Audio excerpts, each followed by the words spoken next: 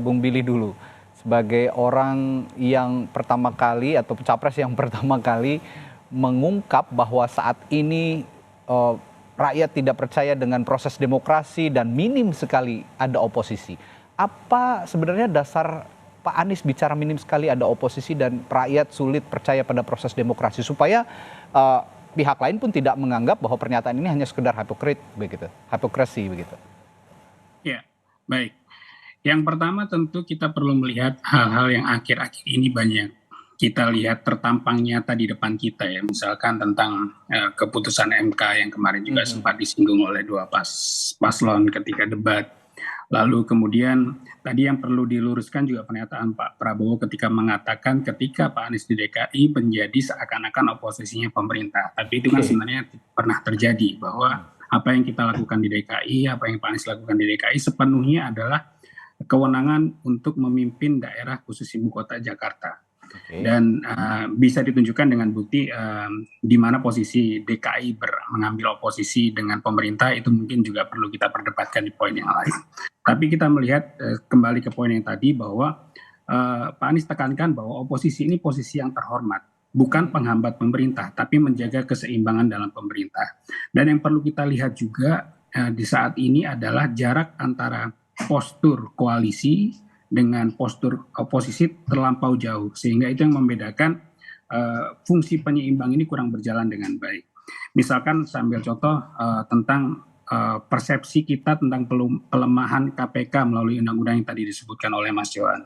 Itu kan perlu penyeimbang bagaimana oposisi melihat hal ini sebagai sebuah urgensi, tapi di lain sisi partai koalisi yang sekarang ada di penguasa parlemen menganggap itu bukan hal yang sebuah urgensi, sehingga ini merupakan sebuah perdebatan. Itu karenanya jarak antara koalisi dan juga oposisi ini perlu kita jaga. Dan selanjutnya tentu adanya sebuah pengawasan, mekanisme pengawasan untuk supaya tidak penyalahgunaan kekuasaan. Itu juga yang dilihat oleh Pak Anies waktu debat pertama kemarin, sehingga apa yang disampaikan beliau tadi kita dengar sama-sama di cuplikan yang barusan kita lihat. Dan sekali lagi bahwa oposisi itu adalah posisi yang terhormat, bukan untuk menghambat pemerintahan, tapi oposisi itu menjaga keseimbangan bagaimana penyalahgunaan tidak terjadi penyalahgunaan kekuasaan sehingga partai koalisi yang ada di pemerintahan tetap menjaga fungsi dan tetap menjaga kebijakan di track yang seharusnya dijalankan. Sebenarnya saya akan tanyakan ini kepada Putri, tapi sepertinya ada kendala teknis. Saya ke Mas Johan dulu. Mas Johan, Anda juga melihat tentunya bahwa Mas Ganjar kemarin melihat capres nomor urut 1 dan nomor urut 2 ini berdebat soal oposisi. Ada rasa tidak enak katanya karena membuka buku lama dan sempat menyinggung juga dan mengingatkan Pak Anies bahwa Pak Anies, oposisi itu kan soal kepentingan saja. Nah, ini yang banyak dipertanyakan sebenarnya sama publik. Apa maksud Mas Ganjar menyatakan bahwa oposisi itu hanya kepentingan saja begitu? Bisa Anda jelaskan di ruang TPN Ganjar Mahfud pasti sudah dibicarakan juga. Ini apa maksudnya? Gini ya, kalau kita menyoroti debatnya Pak Anies dengan Pak Prabowo, sehingga Pak Ganjar kemudian mengingatkan ini kan masa lalu gitu ya, peristiwa masa lalu gitu, diungkap oleh Pak Prabowo. Ini kalau kita bicara, ada statement menarik dari Pak Anies ya menurut saya, bahwa kekuasaan itu tidak dalam rangka meraih kekayaan, tidak dalam rangka meraih ada 3 yang disebutkan ya. Tapi Pak Anies juga harus diingatkan juga bahwa untuk mencapai kekuasaan itu juga jangan digunakan segala cara ya. Konsistensi itu penting ya. Kenapa Pak Prabowo ini menurut saya ya, kenapa Pak Prabowo mengungkit itu? Pak Anies ini kan dulu ada di timnya Pak Jokowi yang 2014 sebagai menteri ya. Kemudian bukan, dia juru bicara 2014. Saya 2019 sebagai juru bicara 01 ya, dan Pak Anies ada di pihaknya Pak Prabowo. Oke. waktu itu yang kemudian dari Pak Anies pindah ke Pak Prabowo. Kemudian sekarang Pak Anies nyalon sendiri kan. Yang sebelumnya kan kita pernah dengar tuh Mas Billy, saya tidak akan nyalon kalau Pak Prabowo nyalon gitu. Kira-kira gitulah. Ini Oke. saya bantu Mbak Putri nih. Tadi yang disampaikan oleh Mas Ganjar Hmm, adalah bahwa oposisi itu memang pada posisi di mana ketika pemerintahan itu berjalan ya. oke. Eh, Sekarang Nasdem, PKB yang mengusung Mas Anies itu masih berada di koalisinya Pak Jokowi loh. Jangan lupa PDI Perjuangan juga sama masih ada di kabinetnya Pak Jokowi. Jadi yang disebut oposisi itu sebenarnya seperti apa di DPR RI itu? Yang sekarang yang ini yang lagi berjalan nih ya, yang lagi berjalan adalah PKS dengan Demokrat. Demokrat yang Ya, tidak berada dalam koalisi. ya. Ini kalau secara ini ya, secara formalnya, Hmm. formalitasnya gitu. Tapi sekarang Demokrat gabung dengan Ada di 02. itu kedua gitu. Ya, Itu kan ya, membingungkan. Jadi gini Radi, ya, ya. di awal tadi saya sampaikan eh, gampang sekali berkata-kata ya apa eh, mau ini demokrasi itu bagaimana itu bisa diterjemahkan dengan kata-kata bagaimana demokrasi yang baik itu tuh gampang Ya.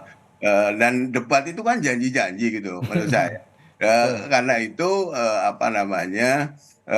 baru bisa kita lihat apakah yang diomongkan oleh capres ini itu dilakukan ketika Oke. dia jadi presiden gitu. Karena gini, kita ini minim sekali pemimpin yang hari ini mengatakan A, besok juga tetap A itu Oke. jarang. Ya, Konsistensi satu. Yang ya. kedua, kejujuran gitu.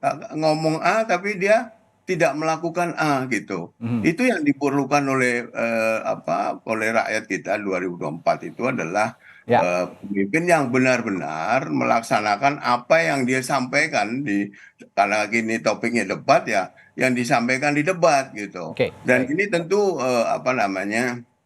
tadi kita ngomong soal oposisi ya. Ini itu tadi Presiden Jokowi koalisinya sekarang Indonesia Maju kan itu banyak sekali partai-partai yang mendukung koalisi Baik. itu gitu. Jadi sehingga kita ngomong Ya, seolah-olah apa yang oke. diomongkan itu dengan fakta itu agak Baik, baik, berjauhan baik. gitu Saya maksud tangkap saya. maksud Anda, Jadi Mas rakyat Johan. tidak boleh kita tergiur oleh Ya, kata-kata. baik.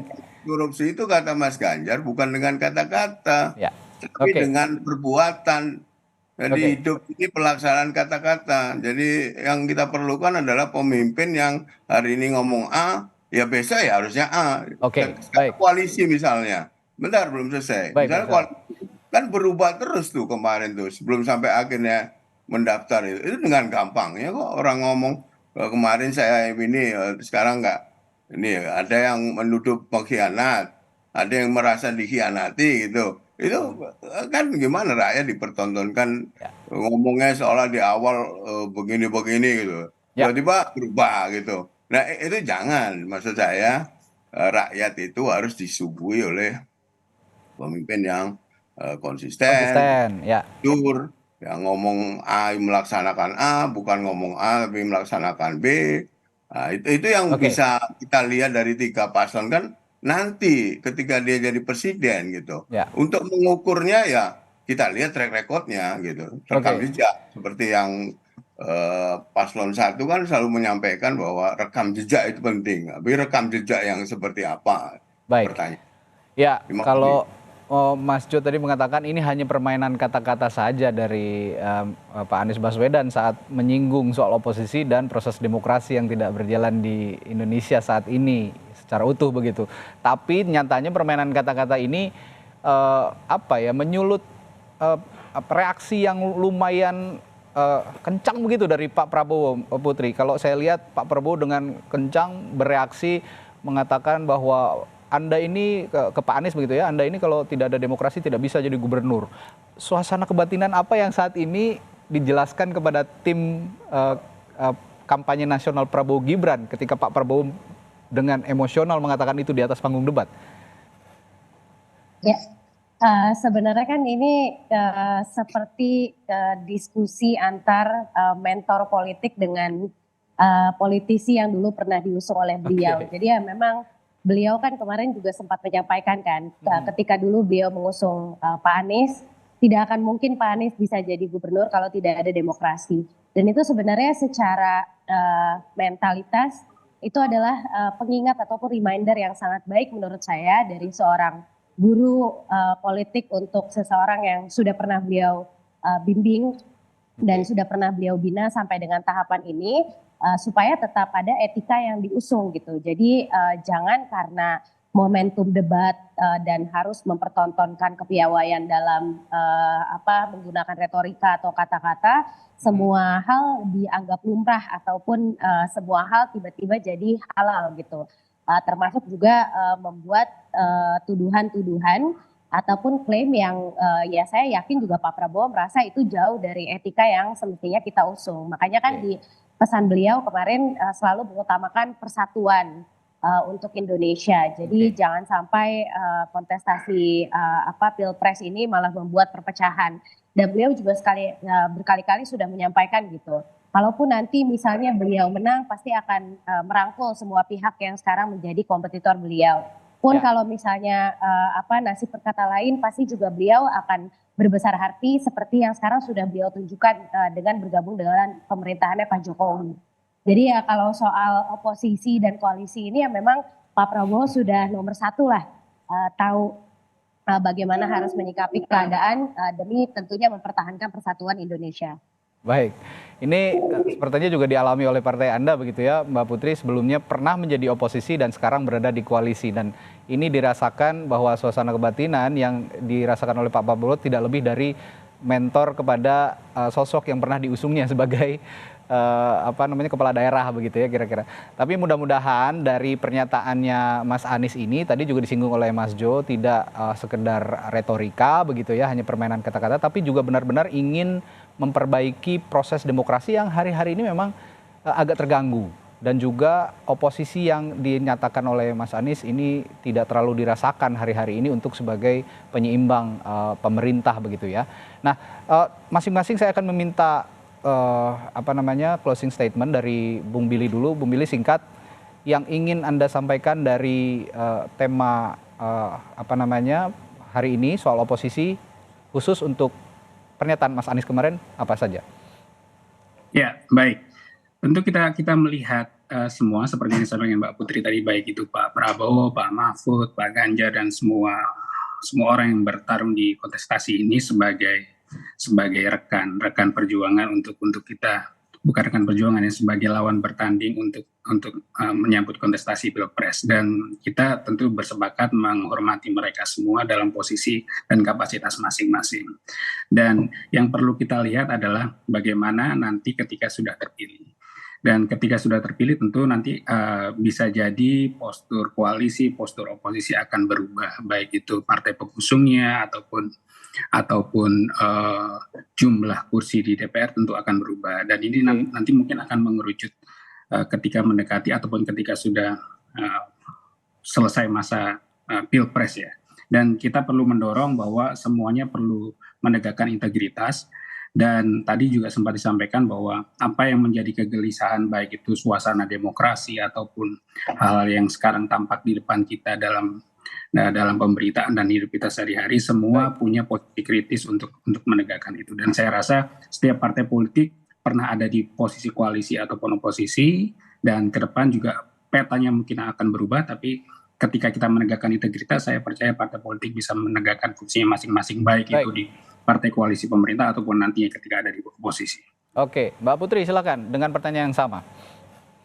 Iya, saya rasa kan memang semestinya kontestasi pemilihan presiden dan wakil presiden ini digunakan sebaik-baiknya untuk saling beradu visi dan misi dan gagasan. Ya. Jadi bukan saatnya lagi kita mencari-cari kesalahan orang, terus malah ketika debat itu dipakai hanya untuk menyerang pihak-pihak tertentu saja gitu. Jadi memang secara perdebatan itu lumrah untuk menggunakan strategi seperti itu.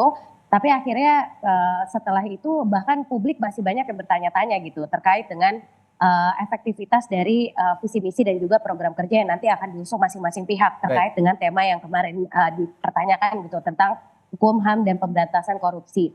Jadi ya tentu dengan ini kita berharap bahwa debat yang berikutnya bisa lebih produktif, masing-masing paslon bisa saling menghargai dan juga bisa saling mendebat terkait dengan gagasannya dan menjauhkan dari apa yang sifatnya justru tuduhan-tuduhan yang tidak produktif gitu. Baik, Mas Jo, monggo silakan. Terakhir. Ya, kira saya setuju dengan Mbak Putri ya. Jadi yang kita kedepankan adalah ide dan gagasan yang perlu disampaikan kepada publik. Ya. Jangan menggunakan narasi-narasi yang menurut saya tidak pas ya. Tadi yang tidak pernah berurusan dengan hukum gitu. Itu kan belum tahu kita yang nggak pernah diperiksa KPK tidak akan diperiksa KPK misalnya. Jadi jangan dipakai juga narasi-narasi seperti itu gitu. Tapi poinnya tadi adalah semua capres saya kira punya visi misi yang baik ya, memberantas ini dalam konteks korupsi tentu mereka akan sepakat memberantas korupsi, sepakai reformasi yang bersih, tapi yang perlu digarisbawahi adalah ada dua hal. Yang pertama, memberantas korupsi itu tidak dengan kata-kata gitu. Yang kedua adalah kita lihat rekam jejaknya dari ketiga ini, kalau mereka jadi presiden itu melaksanakan janji-janjinya itu enggak gitu loh. Itu yang lebih penting. Kalau soal janji bisa diobral 100 sampai 1000 kata, ditata dengan rapi ya. Orang yang bagus menggunakan kata-katanya dengan rapi ya seolah-olah dia, tapi kan tidak itu. Yang kita butuhkan adalah presiden yang benar konsisten, yang mengatakan A itu dia melakukan A, yang hari ini A juga besoknya A gitu loh. Nanti yang di 2024 itu nanti kita lihat siapapun pemenangnya. Saya kira persatuan dan kesatuan harus tetap kita jaga ya di Republik yang kita cintai. Saya kira itu. Terima kasih. Terima kasih perbincangan hangat kita pagi hari ini bersama Timnas Anies Mohaimin, perwakilan Timnas Anies Mohaimin Billy David, juru bicara TKN Prabowo Gibran Putri Komarudin, dan juru bicara TPN Ganjar Mahfud Johan Budi telah berbagi perspektifnya pagi hari ini. Terima kasih, sehat selalu semuanya. Terima kasih. Assalamualaikum warahmatullahi wabarakatuh.